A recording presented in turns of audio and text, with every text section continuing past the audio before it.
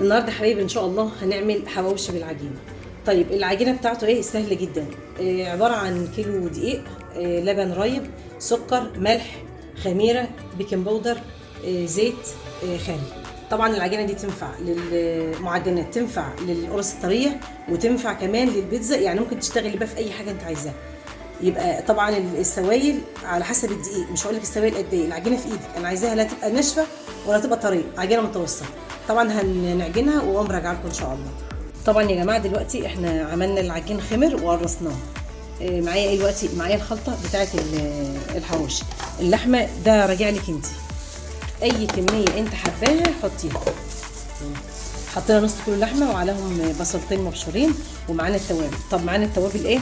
معانا فلفل اسمر، معانا بهارات لحمه السبع بهارات، معانا بابريكا، معانا شطه، معانا ملح.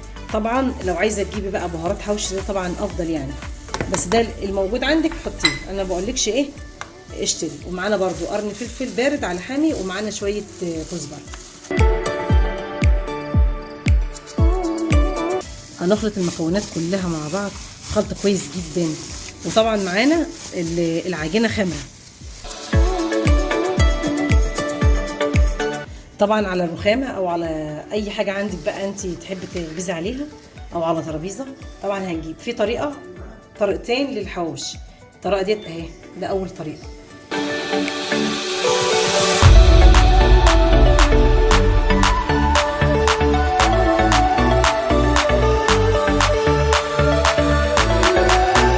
ماشي بدراجه طبعا، او اي حاجه عندك بقى ايه تعملي بها فرد الحواوشي.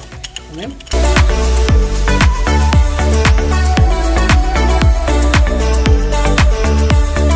وديت الطريقه الثانيه اللي هم بنقطع العيش صغنن وبنخبزه برده، ونفس النظام غير الاولاني. هتشوفوها معايا اهو وانا شغاله فيه.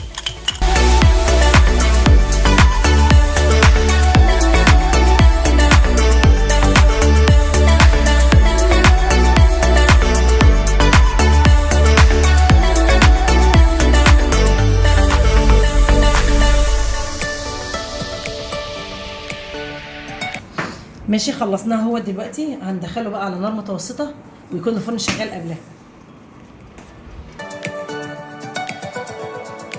كده. حبايب قلبي كده وصلنا لنهايه الحلقه. يا رب الطريقه تكون سهله وتعجبكم، وان شاء الله باذن الله سهله وجميله وتنال رضاكم باذن الله. ما تنسوش تعملوا اشتراك ولايك وتشتركوا في القناه.